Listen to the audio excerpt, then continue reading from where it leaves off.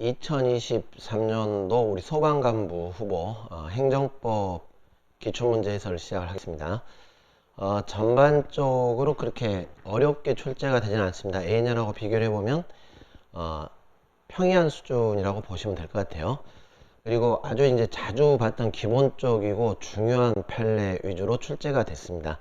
뭐 조문 같은 경우에도 충분히 예상했던 문제들이 출제가 됐어요. 총평은 앞에 제가 따로 드린 그 부분을 참조를 하시고 정답 위주로 제가 간단하게 문제를 풀면서 어떤 경향인가를 설명을 해드리도록 하겠습니다. 자, 법체행정 이 부분은 뭐 어렵게 출제되지 않았습니다. 당연한 말들이죠. 이 행정기본법에 법체행정 규정이 돼 있어요. 법률유보, 법률의 쭉 돼 있고 중요한 것은 이 4번하고 비교를 좀 해보시는데 우리 행정청이 처분을 할 때는 다른 법에 특별한 규정이 있는 경우를 제외하고는 문서로 해야 됩니다. 근데 이 문서로 해야 된다. 이 부분은 우리가 이게 형식이죠. 처분에 관한 형식. 그리고 이 형식 위반 같은 경우에는 우리 판례가 무효 사유로 주로 가고 있습니다. 취소 사유가 아니고. 그러니까 5번에 보시면은 이 소방공무원의 시정보안 명령 고지를 하는데 구두로 행했다라는 것이죠. 이런 이제 의무를 부과하는 처분을 할 때는 당연히 문서로 처분을 해야 됨에도 불구하고 이렇게 형식을 위반했다면 그 내용이 적법하다 하더라도 당연히 위법이에요. 형식 위반이니까. 대신 이 말이 틀렸죠. 취소 사유에 해당한다가 아니고 여기는 무효로 보는 게 우리 판례 입장입니다. 근데 이런 부분들은 굉장히 우리가 많이 접했던 문제들입니다. 사안만 넣었지 공식적으로 형식 위반했을 때 무효다. 이 판례만 아시면은 무난하게 풀 수 있었던 문제입니다. 자, 2번 기간계산 분명히 나올 거라고 예상을 했었죠. 이미 다른 시험에서도 많이 출제가 됐었고 행정기본법에서 출제가 유력한 부분이다 이렇게 했었습니다.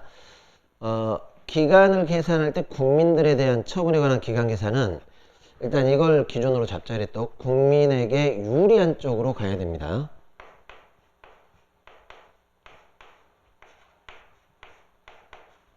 자, 이 공식을 가지고 조문을 분석하시면 된다 이렇게 했습니다. 뭐 민법 준용을 하죠. 특별한 규정 없으면. 그리고 이제 2번처럼 국민의 권익을 제한하거나 의무를 부과하는 경우 국민들한테 불이익한 처분들입니다. 지속되는 기간 1주월연으로 정했다면 자, 이렇게 돼 있어요. 불리한 경우가 아니라면 이렇게 돼 있죠. 그러면 첫날을 산입합니다. 그래야 이 불이익한 처분들의 기간이 빨리 종료가 되겠죠. 자, 그리고 법령 또는 처분에서 국민의 권익을 제한하거나 의무를 부과하는 경우 권익이 제한되거나 의무가 지속되는 기간의 말일이 이게 토요일 또는 공휴일이다 라는 것이에요. 그러면 다음날 종료 이렇게 해버리면 불이익한 기간이 더 늘어나는 꼴이 되겠죠. 그래서 여기를 포함합니다. 그날로 만료가 되도록 하는 겁니다. 이 길로 만료한다? 이게 틀렸죠. 그날로 만료하게 됩니다. 자, 4번 같은 경우도 이제 조문 문제인데 잘 보실게.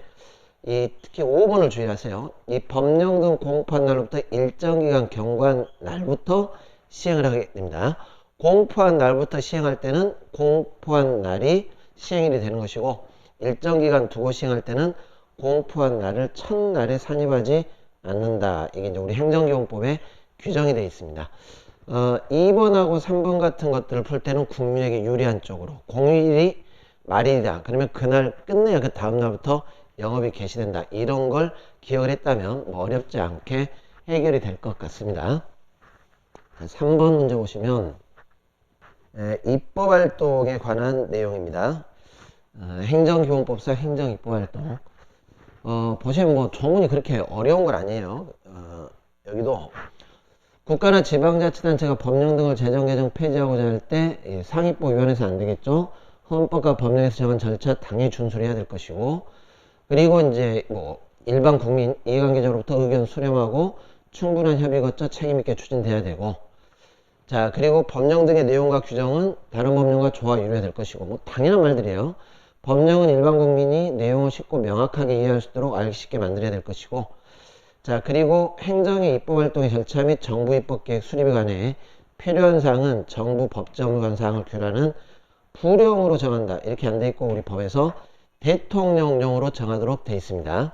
네, 좀 허무한 문제인데 이런 문제들은 좀 그렇죠. 아무튼 부령이 아니고 대통령령으로 정하도록 돼 있습니다. 일반적으로 이제 령을 위임을 할 때 되게 이런 식이죠. 법률에서 대통령령으로 정하고 그리고 그 다음에 이제 소관 업무와 관련된 것들은 부령으로 정하고 이런 구조였어요. 이거는 이제 법 조문인데 참조 정도 하시면 될 것 같습니다. 자, 4번 신고해서 옳은 걸 찾아라 라는 겁니다. 우리 체육시설의 설치 이용에 관한 법률상 당구장업은 자, 특별한 게 없으면 수리를 요하지 않죠. 이 신고, 적법한 신고가 제출되면 효력이 발생됩니다. 자, 이 부분이 틀린 말이에요. 수리 행위가 있어야 신고로서 효력이 발생한다. 이 부분은 틀린 말입니다. 이것도 우리가 굉장히 많이 풀었던 문제예요. 빈출지문. 인허가 의제 효과를 수반하는 건축신고는 일반적 건축신고와 달리 특별한 사정 없는 한 행정청이 그 실체적 요건에 관한 심사를 한 후 수리를 해야 되는 신고이다. 맞는 말입니다. 자, 우리가 이 수리라는 것은 이 신고 대상 행위를 유효하게 수령한다 이런 뜻이고 꼭 신고 필증이 필요한 건 아니다 이렇게 했습니다. 신고 필증은 신고의 필수 요건이 아니다 이렇게 했죠. 그리고 이제 여기 보면 이제 뭐 봉안시설 설치 신고 이게 쭉 나오는데 우리 납골당 같은 걸 생각하시면 돼요. 납골당. 납골당은 수리요하는 신고였죠. 곧바로 설치할 수 없고 다만 이제 수리가 있어야 되는데 이게 문제죠. 신고 필증 교부행위가 필요하다. 이 부분이 틀린 말입니다. 자, 4번에 보시면 사업량도 양수에 따른 허가관청의 지휘승계 신고 수리에서 수리 대상 사업량도 양수가 존재하지 않아요. 자, 수리의 대상 자체가 존재하지 않으면 수리도 무효가 될 겁니다. 수리가 당연무효는 아니랄 것이므로 틀린 말이죠. 대상 자체가 존재하지 않으면 유효하게 수령할 대상 자체가 없기 때문에 수리 자체도 무효가 되는 겁니다. 그러면 이제 우리 판례에 가면 이 수리도 허가자의 변경이라는 법적 효과가 수반되기 때문에 수리처분 무효하게 소송으로 항고소송을 제기할 수 있다라는 것입니다. 자, 어업신고 이거 좀 외우셔야 돼요. 신고했다 해서 바로 출항 이렇게 하면 안 되고 뭐 여러 가지 고려할 게 있으니까 뭐 그 당시에 뭐 어업을 할 수 있는 어종이냐 그런 또 뭐 여러 가지 기후 조건 뭐 이런 것들도 봐야 되기 때문에 날씨 조건 같은 거 자기완결적이 아니에요. 이 수리를 요하는 신고다 이렇게 했습니다. 그러니까 수리가 없었다 하더라도 적법한 어업 신고했는 걸로 볼 것이다. 틀렸죠. 네, 그래서 2번이 맞고 나머지는 틀린 점이 되겠습니다. 자, 5번 문제를 보시면 처분 시 법 적용의 적용 기준. 자, 이것도 우리가 분명히 출제가 될 거라고 예상을 하고 있던 문제였습니다. 5번도 중요한 영역들이죠. 기본적으로 당사자 신청에 따른 처분은 자, 신청만으로 법률관계가 종료가 안 됩니다. 신청에 따라 처분이 있어야 종료가 되기 때문에 이 신청시법이 아니라 특별한 규정이 없다면 처분 당시의 법령을 따르게 됩니다. 새로운 법령은 이미 종료된 국법의 사안에 대해서는 함부로 소급 적용하면 안 되겠죠. 그래서 원칙적으로 법령 효력 발생 전에 완성됐죠. 종결됐죠. 이런 사안에 대해서는 신법이 적용되지 않습니다. 자, 허가 신청을 했고 허가 기준이 변경이 됐다라는 겁니다. 이제 법이 개정이 됐다라는 것이에요. 허가관청이 허가 신청을 수리하고 정당한 이유 없이 그 처리를 늦춰서 자, 정당한 이유 없이 그 사이에 허가 기준이 변경됐다. 이렇게 했다면 신청 당시 법의 신뢰를 보호를 해줘야 되기 때문에 이런 경우가 있었다면 신청시법을 따르겠지만 이게 아니라는 겁니다. 이런 게 없다면 자, 여기 놓으려고 보시면 돼요. 어차피 신청에 따른 처분이니까 신청시법을 따라가는 게 아니라 허가시법을 따라가겠죠. 그래서 이 변경되기 이전 허가 기준 이렇게 해버리면 안 돼요. 이전 허가 기준이면 이거는 신청시법이라는 소리인데 이걸 따라가는 게 아니라 허가시법 변경된 법에 따라서 허가 여부를 판단을 해줘야 됩니다. 그래서 만약 법이 개정돼서 신청 당시에는 허가가 가능했지만 신법에서 허가가 불허가 사유가 돼버리면 거기에 따라 불허가를 했다 하더라도 위법이 되지는 않습니다. 자, 근거법이 개정됐습니다. 경과규정이나 경과규정에서 뭐 달리 정함이 없는 한 개정법령에 정한 기준에 의하는 것이 원칙이고, 자, 신법 이후 행위들은 신법을 정하겠죠. 다만 전 법령 존속에 대한 국민의 신뢰 뭐 이런 것들을 고려를 해서 달리 정할 수 있습니다.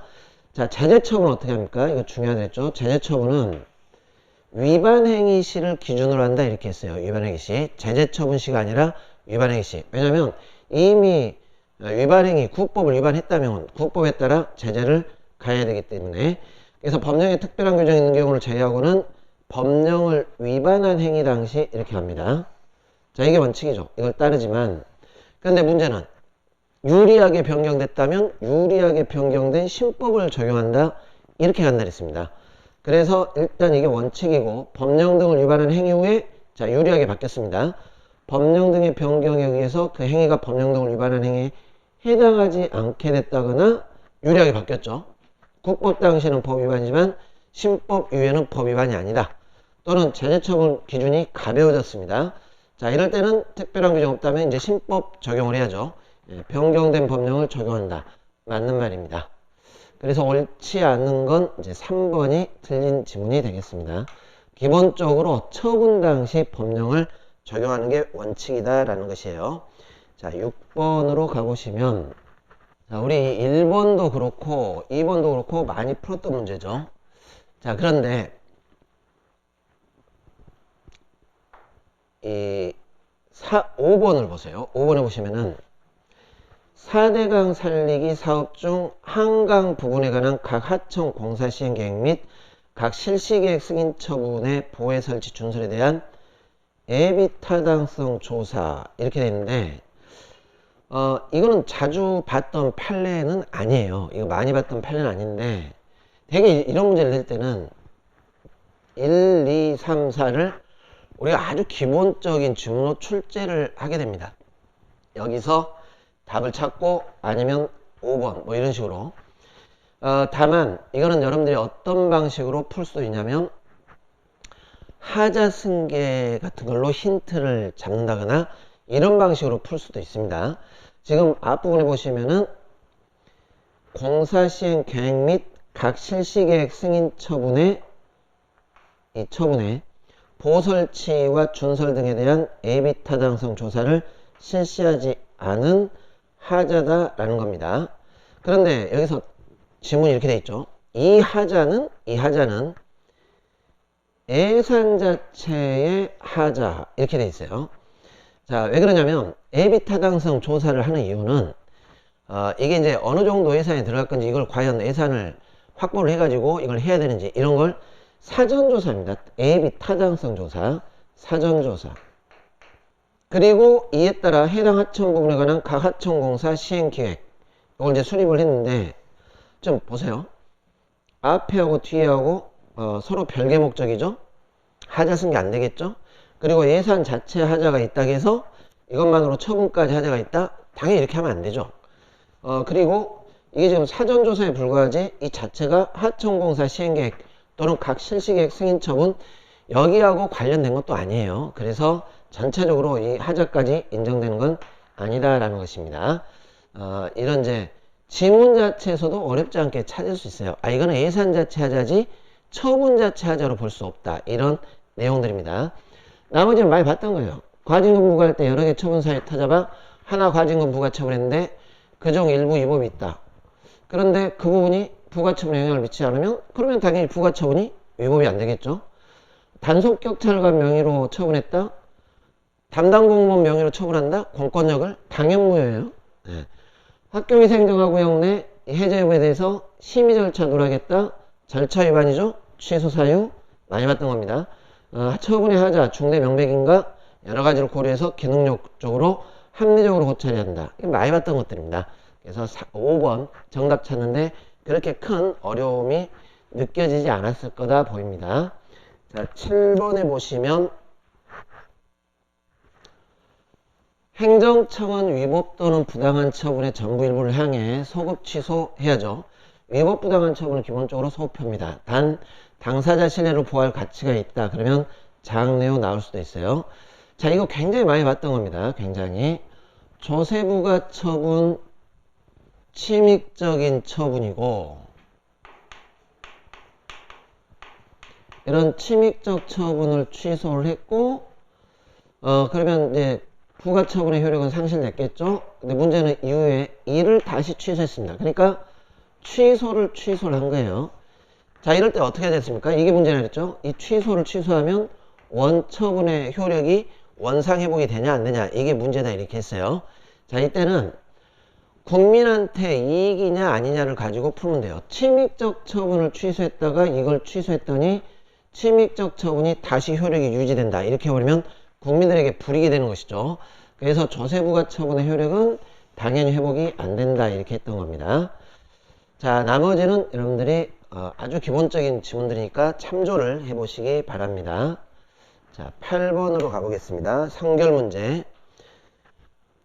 자, 우리가 이것도 많이 봤었어요. 굉장히 기본적인 문제죠. 민사법원이나 형사법원, 당사자 소송법원이 자기 사건 재판하는 과정에 행정처분이 문제가 됐을 때 선결적으로 판단할 수 있겠냐.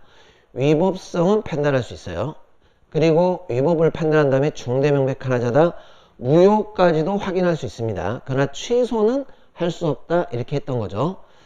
자, 2번에 보시면 과세처분의 하자가 있습니다. 하자의 정도와 상관없이 조세를 이미 납부한 자는 부당이득 반환 청구송을 제기할 수 있으며 민사법원은 이를 판단할 수 있다. 자, 나눠줘야 돼요. 만약에 과세처분의 하자가 이게 당연무효다. 당연무효라면 선결적으로 무효를 확인한 다음에 부당이득 판단 가능합니다. 이게 가능하죠. 무효 확인. 그래서 과세처분이 취소 사유가 돼버리면 민사법원에는 처분을 취소할 권한이 없다라는 것이죠. 이 민사법원은 취소권이 없기 때문에 취소를 할 수 없습니다. 유효라고 밖에 판단을 못 해줍니다. 그러면 유효를 전제로 판단할 수밖에 없다면 부당이득을 인정을 못 해준다 이런 뜻이죠. 그래서 민사법원은 이를 판단할 수 있다. 다 묶어가지고 다 된다 이렇게 버리면 안 돼요. 무효라면 판단할 수 있겠지만 취소 사유일 때는 할 수가 없습니다. 자, 나머지는 쭉 보시되 3번 주의해야 됩니다. 3번. 우리가 이런 명령에 따라야 될 의무가 있는데 이걸 위반했을 때 이렇게 형사처벌을 할 때는 이런 걸 명령 위반죄다 이렇게 했어요. 그런데 이 명령 위반죄로 처벌할 때는 명령 자체가 적법이어야 됩니다. 만약에 위법이라면 명령 위반죄로 처벌할 수 없어요. 즉 명령 위반죄로 형사처벌을 할 수 있냐 없냐는 선결적으로 뭡니까? 위법이냐 적법이냐의 문제가 되는 겁니다. 위법이냐 적법이냐. 그래서 형사법원은 해당 조치명령의 위법성을 판단할 수 있다. 맞는 말이 됩니다. 효력을 부정하는 게 아니죠. 위법이냐 적법이냐면 판단하기 때문에 취소권이 없다 하더라도 위법성은 선결적으로 판단할 수 있어요. 이 문제입니다. 많이 풀었던 문제입니다. 이 부분도. 자, 9번으로 가보겠습니다. 자, 9번으로 들어가 보겠습니다. 자, 이것도 어렵지 않아요. 굉장히 이건 뭐 기본 문제입니다. 기본 문제. 자, 우리 옳은 건데 부담은 그렇죠. 부담은 행정청이 일방적으로 결정해서 부과할 수도 있고 아니면 미리 상대방과 협약으로 정한 다음에 처분하면서 부과할 수도 있습니다. 그래서 이 부담은 행정청이 처분하면서 일방적 부과도 할 수도 있고 부과하기 전에 상대방과 협의해서 미리 협약 형식으로 정한 다음에 부과할 수도 있다. 자, 맞는 말이에요. 1번. 자, 주된 처분의 근거법이 개정됐습니다. 행정청이 더 이상 부담을 붙일 수 없게 됐어요. 그러면 이 말하고 똑같죠? 개정법 이후에는 부담을 못 붙이지만 부담을 부과할 당시에는 적법이기 때문에 법이 개정됐다고 해서 당연히 부담의 효력이 소멸되는 건 아니에요. 그 부담은 당연무효가 된다? 틀렸죠? 부담을 부과할 당시를 기준으로 적법이기 때문에 당연무효가 되지 않습니다. 재량행위는 법에 특별한 규정이 없더라도 부감 붙일 수 있죠. 기속행위는 부감 붙일 수 없고 붙이면 무효가 되는 것이고 처분에 부해서 처분의 상대방에게 일정한 의무를 부담하는 자 부담. 부관 중 부담만 독립정성되고 나머지는 독립정성이 안 돼요. 자 부담은 그 자체만으로 쟁송 대상 될 수 없다. 틀렸죠. 부담만 쟁송 대상이 되는 겁니다. 주택 재건축 사업 시행 인가 기속행위 틀렸어요. 재량행위입니다. 재량 처분이기 때문에 공익사항 이후로 법의 규정 없더라도 부관 가능하다라는 것입니다. 어렵지 않죠? 많이 풀었던 문제입니다. 자, 10번으로 가보겠습니다. 자, 행정계획에 관한 설명입니다. 여기도 굉장히 많이 풀었던 거예요. 올해 뭐 그렇게 어렵지는 않습니다. 기본계획, 각종 종합계획, 기본계획 처분 안 된다. 이렇게 했죠. 항고성을 제기할 수 없습니다. 환지계획도 마찬가지죠. 환지계획. 환지계획은 환지를 해야겠다라는 결정, 그리고 환지 처분 과정의 절차입니다. 절차지 이 자체가 직접적으로 권리관계에 영향을 미치지 않습니다. 그래서 환지계에 대해서 항고소송으로 다툴 수 있다? 안 돼요. 환지계획을 다투는 게 아니라 이후에 환지 예정지 지정 2단계부터 효력이 발생하기 때문에 이걸 다투든가 아니면 그 뒤에 환지 처분 공고 나오면 이걸 다투어야 되겠죠. 자, 공고 공람 절차 정했다. 당연히 이거겠죠. 국토이용계획 변경 신청 거부가 실질적 처분 자체 거부한다. 이럴 때는 거부 처분 다툴 기회를 주기 위해서 청구권을 또 인정을 해줍니다. 자, 일반적으로 지역 주민들에게는 계획을 변경 요구할 권한이 없다 그랬어요. 신청권. 그런데 도시계획구역 내 토지 소유자, 이 사람은 일반 지역 주민과 달리 도시계획에 대해서 직접적 이해관계를 갖고 있기 때문에 신청권 인정해주고 거부를 다툴 수 있다는 겁니다. 5번 당연하죠. 이익형량을 해줘야 됩니다. 자, 11번 공법상 계약에 관한 문제입니다.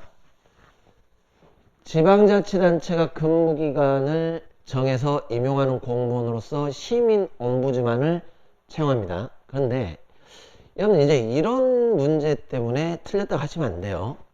옴부즈만이 뭔지 몰랐습니다. 이렇게 하면 안 됩니다. 이것 때문에 틀리면 안 되고, 지금 잘 보시면은 기간을 정해서 임용하는 공무원으로서 옴부즈만 이렇게 돼 있잖아요. 그러니까 이 옴부즈만이 뭐예요? 일종의 전문직 공무원이에요. 그리고 옴부즈만은 주로 이제 감사 역할을 많이 하는 거죠. 쉽게 말하면 옴부즈만이 중요한 게 아니라 기간제 공무원 임용입니다. 전문직 공무원 채용계약 이런 식이에요. 그래서 기간 정해가지고 공무원 관계 설정할 때는 이런 것들이 전형적인 지방자치단체 소속의 신분 설정 이런 계약이기 때문에 공법상 계약에 해당하게 되는 겁니다. 요걸로 풀었어야죠. 요걸로 이렇게 신분 보장이 계속 되지 않는 기간 정한 공무원 임용이기 때문에 이런 게 공법상 계약이 되는 겁니다. 자, 국가를 당사자로 하는 계약, 공공기관 운영하는 법률에 따른 공공기관이 당사자 되는 계약. 자, 출발은 공법계약이 아니라 사법계약으로 본다 했어요. 본질은 출발이 사법계약. 기부 체납받은 기부자 소유재산을 자치단체 공유재산으로 무상 증여하도록 하는 자치단체 일방적 의사표시 처분에 해당한다. 여러분들 증여 아닙니까? 증여하도록 했다. 증여 계약이에요. 계약. 증여 계약. 그래서 처분이 아닙니다.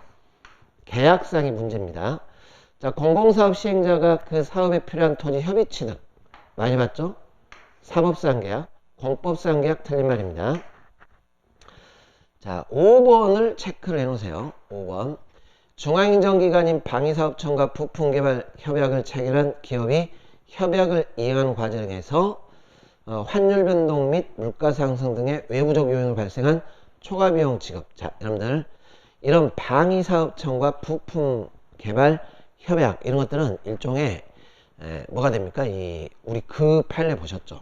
연구개발 확인 발급하는 거 국방부에서 이런 것들이 국방상 계약 체결할 수 있는 거고 이 국가 안보 관련된 사업들이기 때문에 이 공법상 계약 관계예요.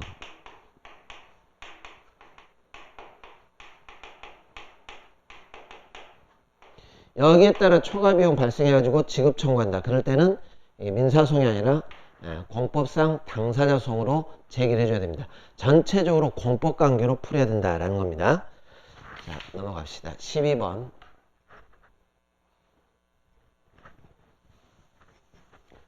1번 많이 봤죠. 공무원법상의 직위해제. 별도의 국가공무원법상의 절차가 따로 있기 때문에 행정절차법 적용 배제. 자, 2번. 여기도 절대 틀리면 안 되는 문제입니다. 침익적 행정처분은 물론이고 수익적 처분의 신청에 대한 거부처분. 여러분들이 거부처분 자체는 신청을 반려했다는 것이지 이 자체가 권익을 제한한다거나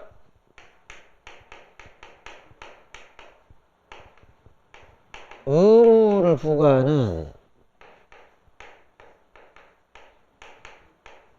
이런 불이익 처분이 아니다 이렇게 했어요. 그냥 신청을 반려했을 뿐입니다. 그래서 이 거부 처분은 그 자체가 불이익 처분이 안 되기 때문에 사전 통지 의견 제출 대상이 안 된다 이렇게 했었죠.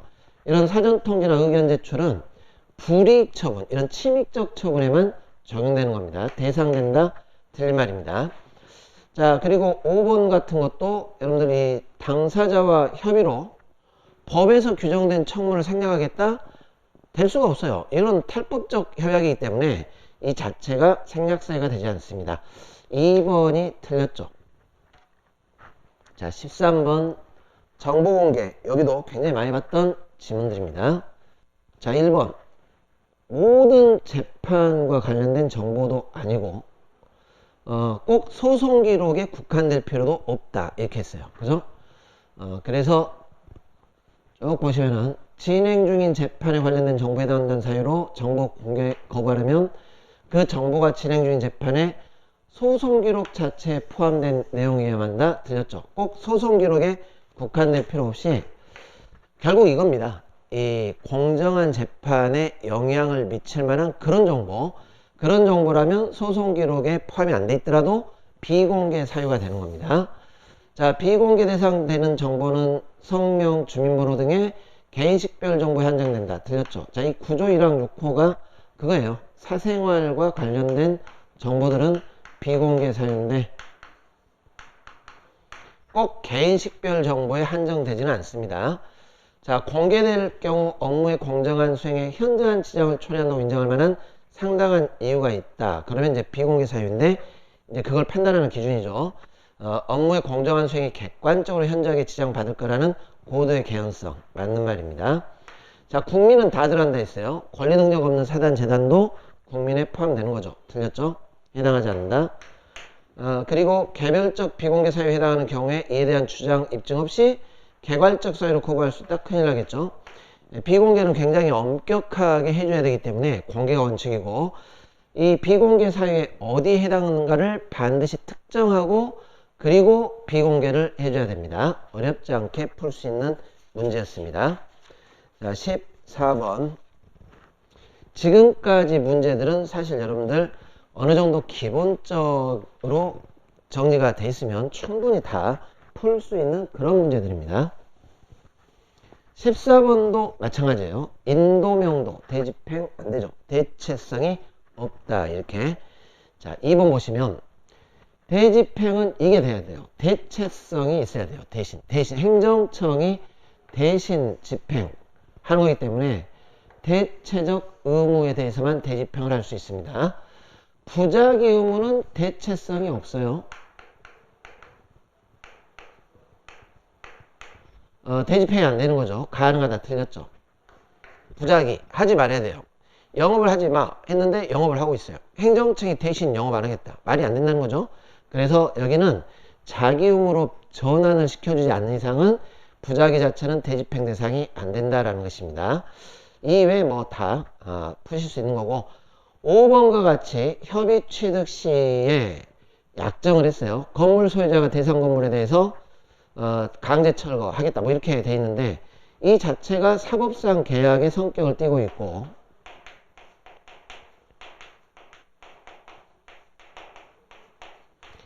그러면 여기서 약정상의 의무는 민사상의 의무가 됩니다. 사법상의 의무. 우리가 원칙적으로 공법상 의무를 불이행했을 때만 대집행이 가능한 것이고 원칙. 이런 민사상의 의무는 민사집행으로 해야 되는 거죠. 민사집행. 대집행의 대상이 되지가 않습니다. 자, 2번 틀린 말입니다. 15번으로 가보겠습니다. 자, 15번은 중요해요.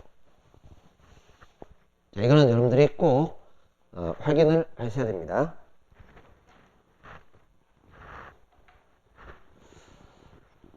자, 어디를 알아보시냐면은 3번인데 이 두 가지를 구별해 주셔야 돼요. 부동산 실권리자 명의 등기에 관한 법률. 즉, 실권리자가 등기 명의자가 돼야지, 등기 명의만 신탁한다거나 이런 걸 금지시키는 겁니다. 그런데 위반을 했어요. 명의 신탁을 했다.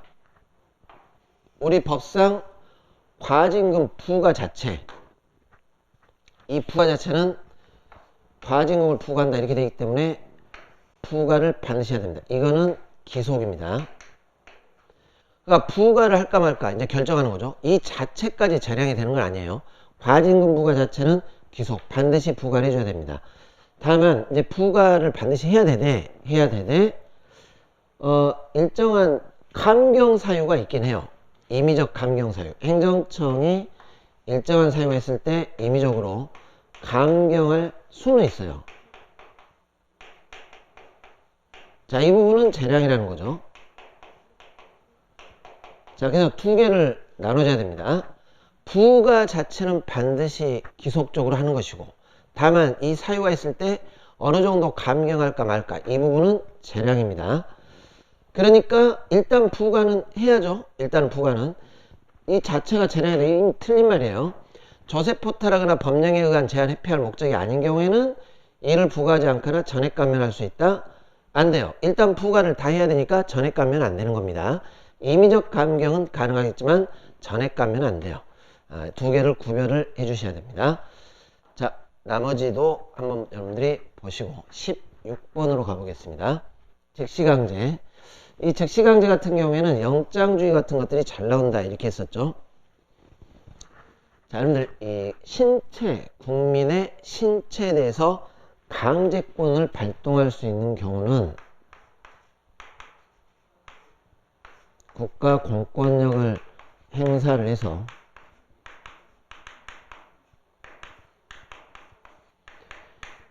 이런 신체 자유를 강제를 할 때는 이것은 이렇게 생각하셔도 돼요. 오로지 법관의 권한입니다.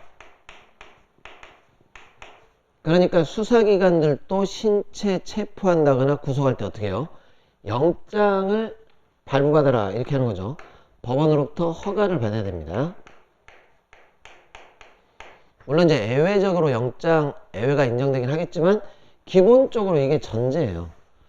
법관만의 권한입니다. 법관. 그런데 지금 일본에 보면 이것도 많이 풀었던 겁니다. 지방의회에서 증인 동행명령장 제도, 여기 가보니까 동행명령이죠. 그러니까 증인이 나오지 않으면 구인하는 거예요. 강제 구인. 마치 현행범 체포하고 비슷하더라라는 것입니다. 그래서 사후에 영장 발부받지 않으면 목적 달성할 수 없는 긴박성이 있다고 인정할 수 있다. 이 자체도 틀린 말입니다.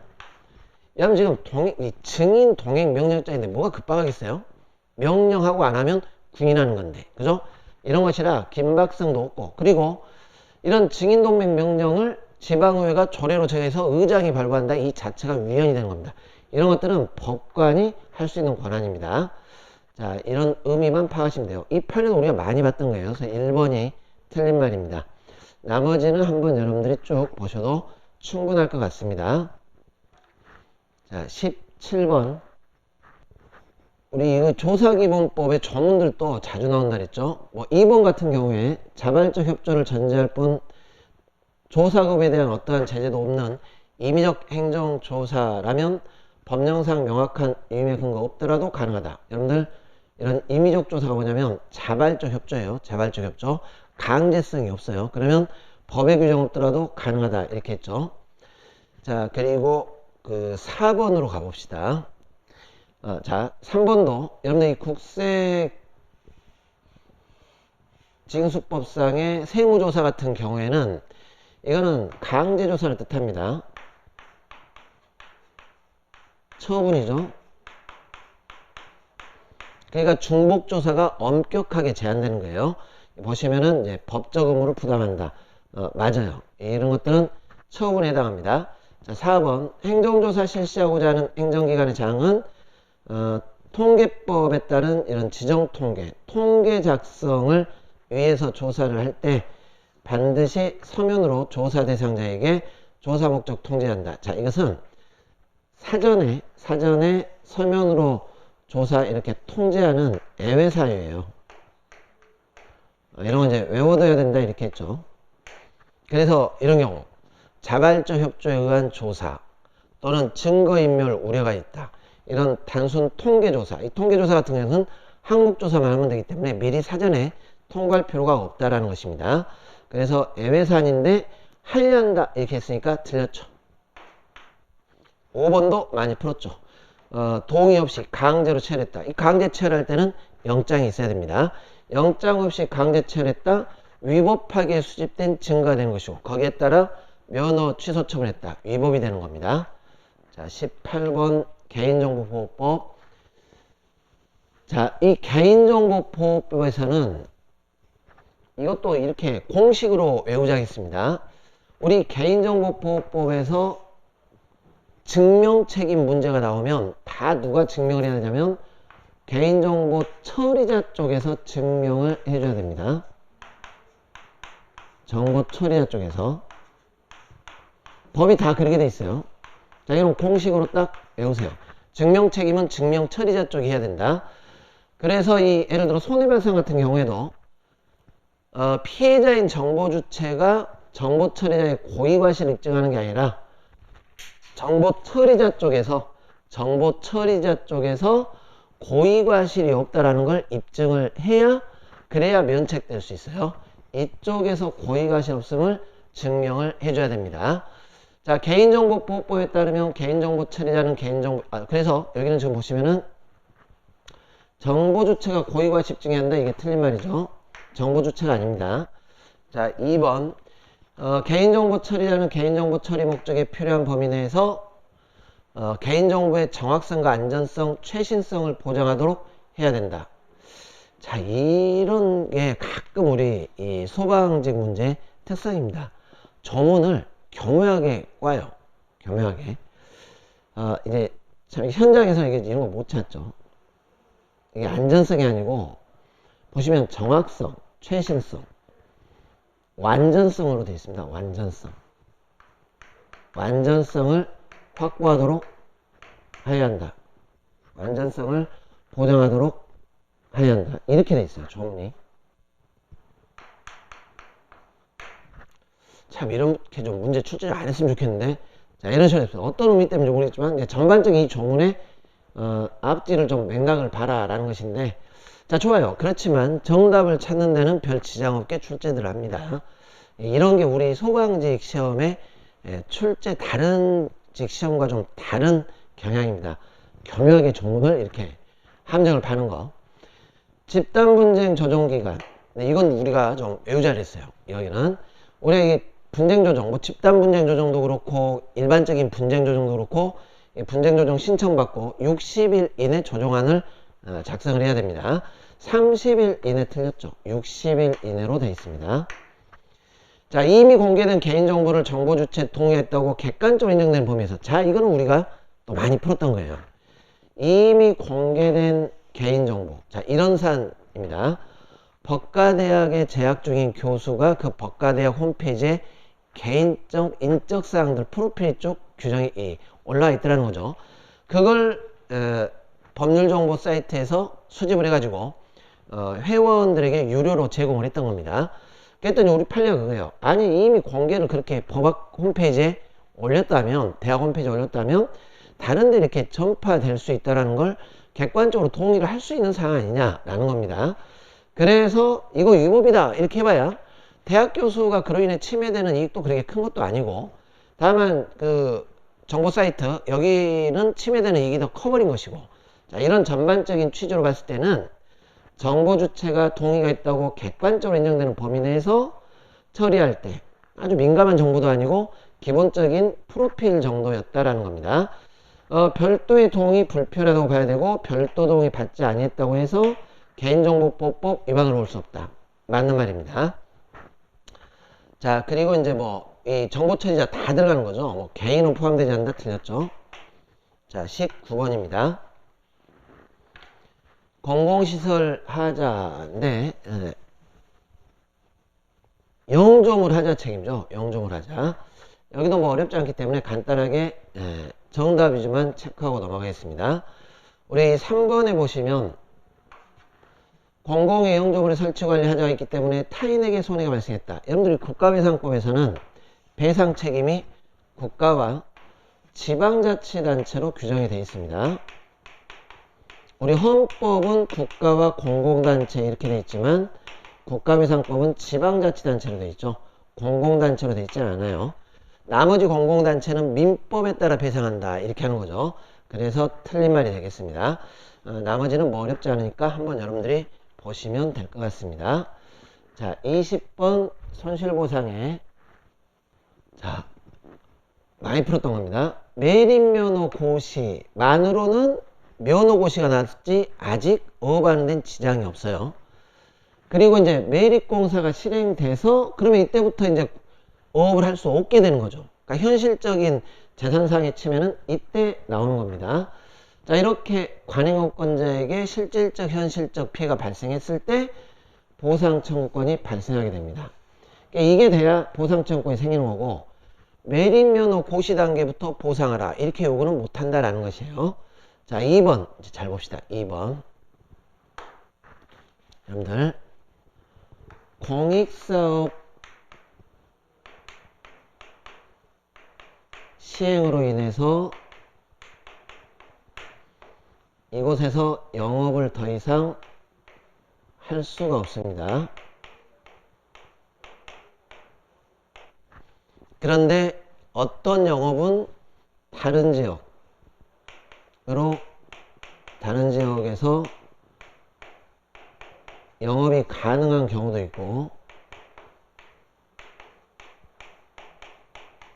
이 영업의 특성상 이 지역에서만 영업을 해야 되고 타 지역에서는 영업이 불가능한 그런 영업도 있다는 것입니다. 만약에 다른 지역에서 영업이 가능하다 그러면 휴업 보상을 하는 것이고 불가하다 이렇게 하게 되면 폐업 보상으로 가게 되는 겁니다.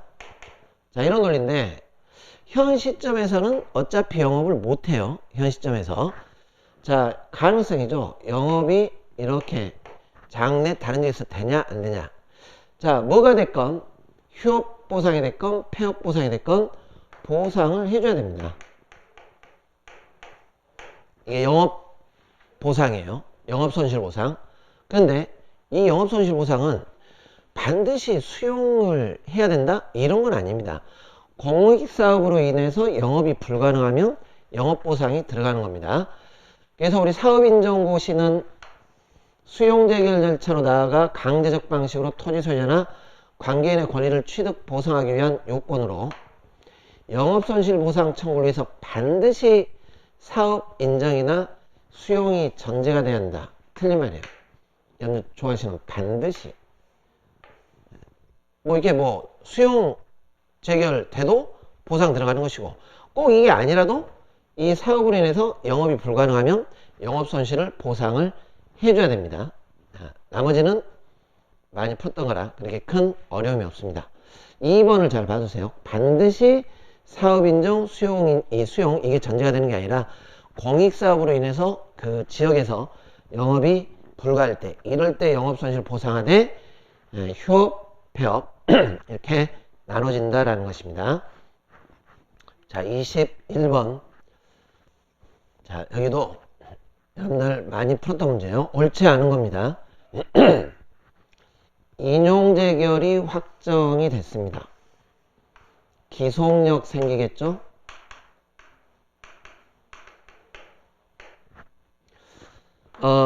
인용재결이 왜 나왔겠어요?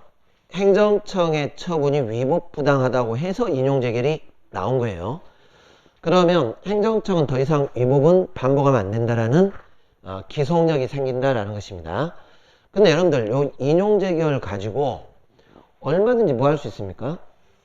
불복을 할 때 소송제기 이제 뭐 예를 들어 청구인이 하진 않겠죠. 제3자 저 인용재결 때문에 불이익을 받게 된 제3자가 얼마든지 인용재결의 위법을 주장하면서 항고소송을 제기할 수 있어요. 그리고 항고소송에서 법원이 야 심판위원회 인용재결 잘못됐다? 그러면 취소할 수 있어요. 연늘 행정청의 처분과 행정심판위원회 재결은 항고소송의 대상이 되는 것이죠. 그러면 이게 무슨 말이냐면 위원회가 재결했다고 해서 기판력처럼 어떤 법률관계가 확정되는 건 아니다 그런 뜻이에요.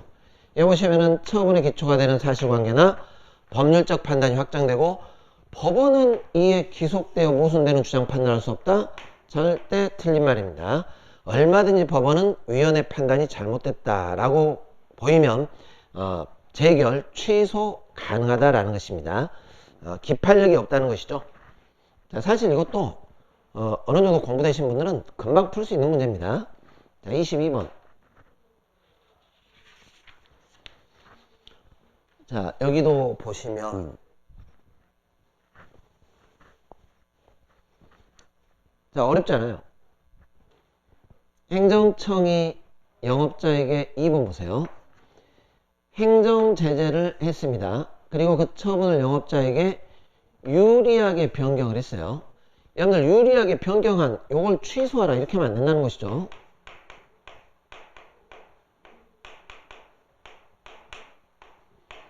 여기를 소송 대상으로 삼으면 안 된다 이런 뜻입니다. 유리하게 변경했는데 이걸 취소하면 원래 분리했던 걸로 돌아갈 텐데 그죠? 그래서 어떻게 한다 그랬어요? 유리하게 변경되고 남은 처분 이게 소송 대상입니다. 그 변경 처분에 의해서 유리하게 변경된 내용의 제재가 위법하다고 소를 제기한 경우에 제소기간의 준수 여부는 변경 처분을 기준으로 틀린 말입니다. 이 변경 처분을 소송 대상으로 삼으면 안 되기 때문에 이걸 기준으로 판단하면 안 되고 유리하게 변경되고 남은 원처분을 기준으로 제소기간을 산정을 해줘야 됩니다. 변경되고 남은 원처분을 기준으로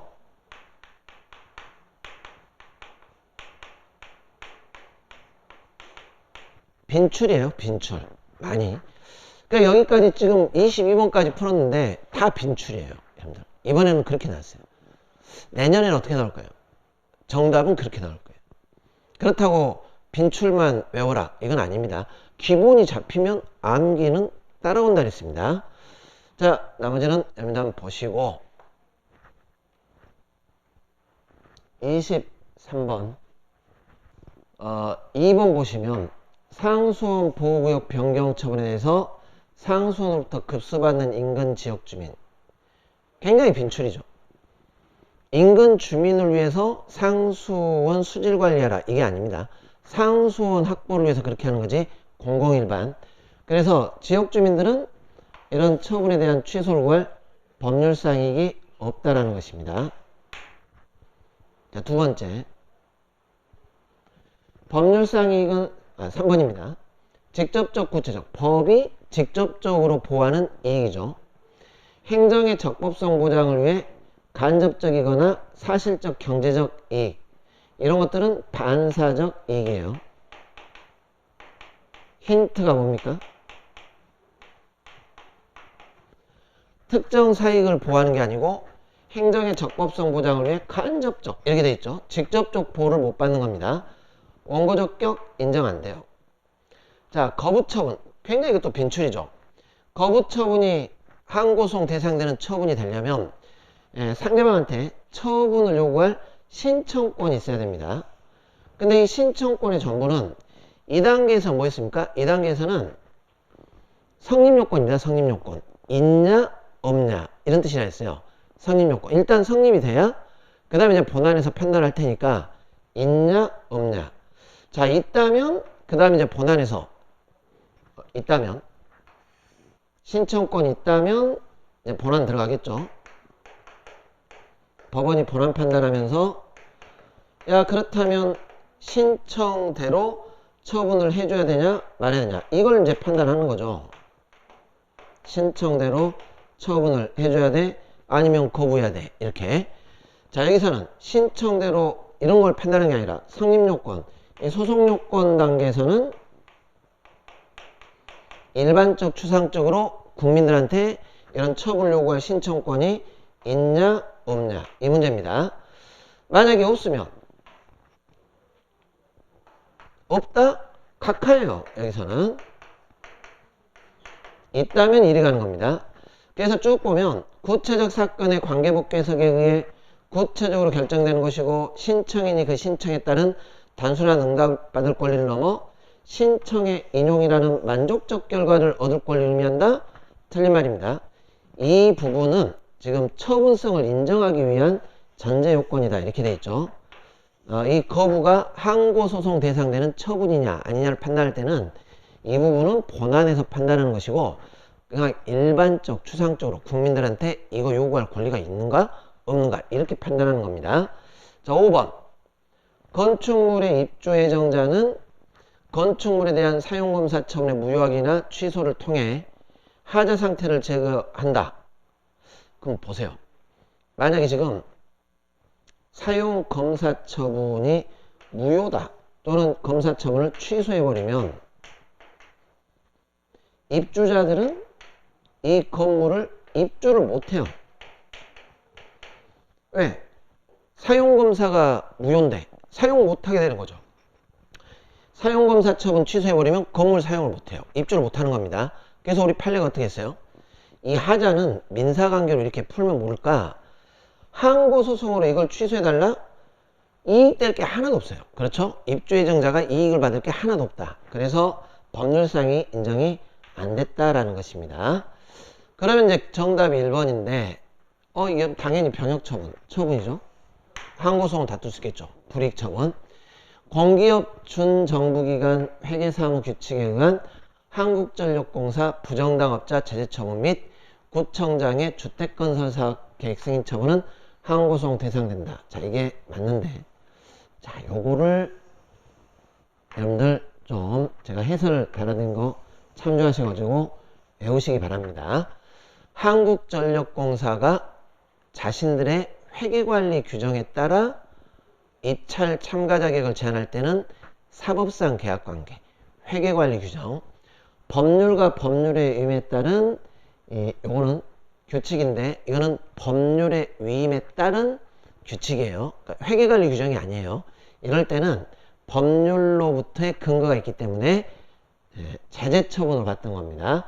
이런 부분들은 조금 또 출제될 가능성이 있으니까 암기를 해놓으시 기 바랍니다. 자, 빈출 다 이거 구조입니다. 지금 23번까지 다 빈출이 주로 정답 체크할 수 있게끔 돼 있습니다. 자, 24번도 마찬가지인데 임용결격자 임용해도 무효죠. 그리고 임용이 무효면 공무원연금법상 퇴직연금, 퇴직급여 청구 못하는 것이고 직위해제는 징계처분이 아니라 했습니다. 자, 여기 4번 시험 승진 후보자 명부에 등재된 자 승진 임용되기 전에 감봉 이상의 징계처분 받은 경우에 자, 시험 승진 후보자 명부에서 삭제했습니다. 자, 이 시험 승진 후보자 명부가 뭐였습니까? 올해 시험 볼 대상자 명부입니다. 시험 볼 대상자. 아직 이 사람은 시험 볼 대상자냐 이걸 조사만 한 거지 승진과 직접적인 어떤 이해관계 자체가 없어요. 시험 봐야죠. 합격도 해야 될 것이고 그리고 이제 그 중에서 또 이 승진을 시킬 텐데 현재 2단계에서는 아무런 승진의 이해관계가 없기 때문에 명부 삭제가 권리관계에 직접적인 영향을 미치는 게 없고 처분으로 보지 않았다라는 것입니다. 자, 요 정도 보시기 바랍니다. 자, 넘어갑시다. 25번 공물사용관계인데 여러분들 재래시장 내 점포 소유자 점포 앞 도로의 자판 설치 이용할 권리 가진다 할 수 없습니다. 도로는 인접 상인이라도 일시적으로 자기의 이 영업을 위해서 일시 사용은 가능할지 몰라도 이렇게 자판을 설치해가지고 독점적으로 사용하겠다 이러려면 특허를 또 받아야 되겠죠. 도로조명 허가를. 자, 2번 해안도로 해변도로가 개설되다 보니까 녹지 공간이 조성돼서 어선업자들이 해수욕장의 백사장 등의 어선을 정박을 못하게 됐다라는 겁니다. 뭘 의도적으로 침해를 하기 위해서 재산권을 침해하기 위해서 한 게 아니죠. 지금 이렇게 하다 보니까 된 거예요. 손실보상 대상이 되지 않습니다. 자, 3번. 여러분들 이거 많이 봤죠? 일반 공중의 교통에 공용되는 도로 점용 허가를 받았다 하더라도 일반인은 또 여전히 뭐 했습니까? 도로를 이용하는 범위 내에서 사용수익 허가입니다. 그걸 일체 배제를 못한다 이렇게 했어요. 일반인의 자유사용을 배제할 수 있는 특별한 사용에 해당해서 도로의 보통 사용이나 다른 사용 형태와 양립 못한다. 틀렸죠? 이런 배타적 어떤 물권을 주는 게 아니라 했습니다. 이게 이제 그 5번도 마찬가지인데 하천 점용 허가 했다고 해서 이게 물권처럼 이 하천을 나만이 소유권자처럼 사용하겠다 이런 게 아니라 했어요. 점용허가는 사용 청구권을 주는 겁니다. 사용 청구권, 채권적 효력 뭐 이런 식입니다. 다 됐습니다. 그리고 행정재산 사용수익 허가에 따라 사용 요구가 이거는 단순히 사경제 작용이 아니라 공물 사용수익 허가에 따른 사용보호이기 때문에 공법관계가 된다 이렇게 했어요. 여기도 뭐 그렇게 어렵지 않고 많이 풀었던 겁니다. 강론 문제에서. 자, 그래서 전반적으로 이렇게 쭉 풀어봤는데 올해 문제는 굉장히 어느 정도 기본 잡고 급하게 공부를 하지 않고 탄탄하게 기초 잡고 기출 분석한 다음에 시험장 가셨다면 충분히